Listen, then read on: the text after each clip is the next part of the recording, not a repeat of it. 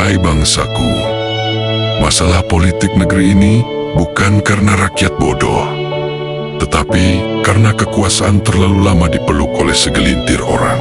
Ketika politik berubah menjadi pasar, jabatan dijual, suara dibeli, dan hukum ditawar seperti barang diskon.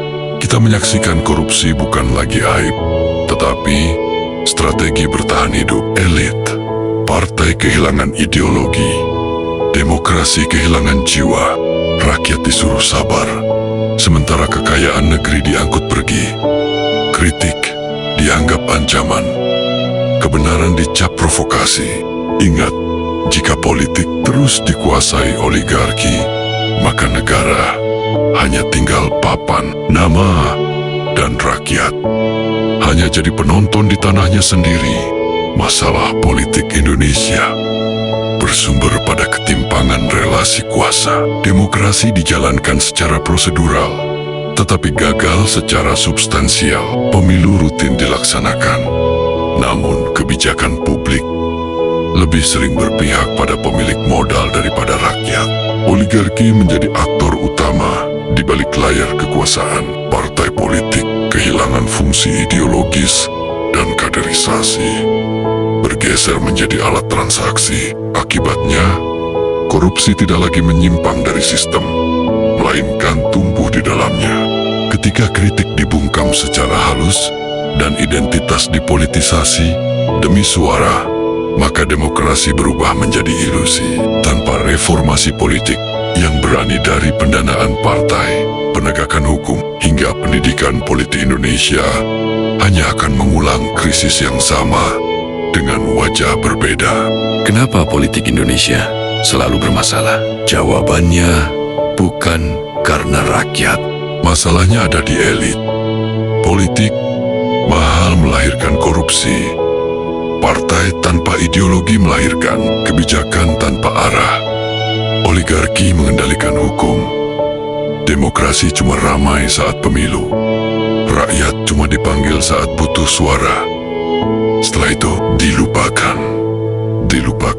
Jika politik terus begini, masa depan bangsa bukan ditentukan rakyat, tapi pemilik modal.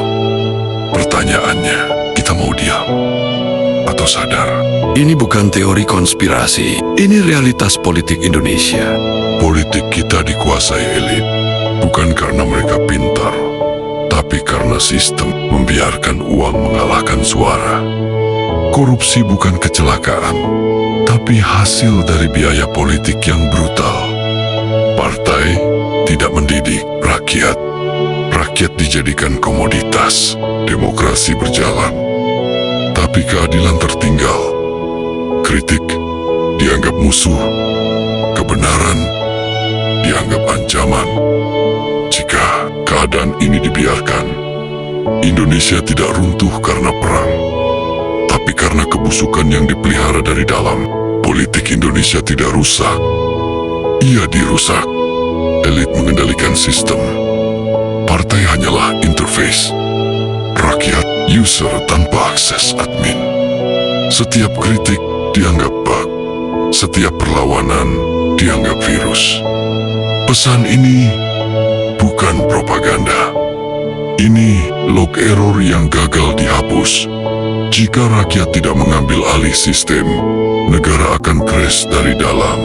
Masalah politik Indonesia bukan soal siapa yang berkuasa hari ini, tetapi sistem yang membuat kekuasaan lupa pada rakyat.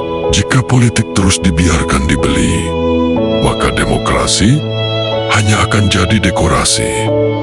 Dan ingat, sejarah tidak pernah memihak pada mereka yang diam, melainkan pada rakyat yang akhirnya berani sadar dan melawan. Saat politik dibeli, demokrasi mati perlahan-lahan. Diam adalah izin bagi kezaliman. Sadar atau terus jadi korban. Jangan abaikan pesan ini. Share ke kerabat Anda dan subscribe channel ini, karena ke depan akan banyak misteri yang bisa Anda dengarkan. Salam sejahtera. Semoga kalian diberkati, dan jangan lupa subscribe channel ini.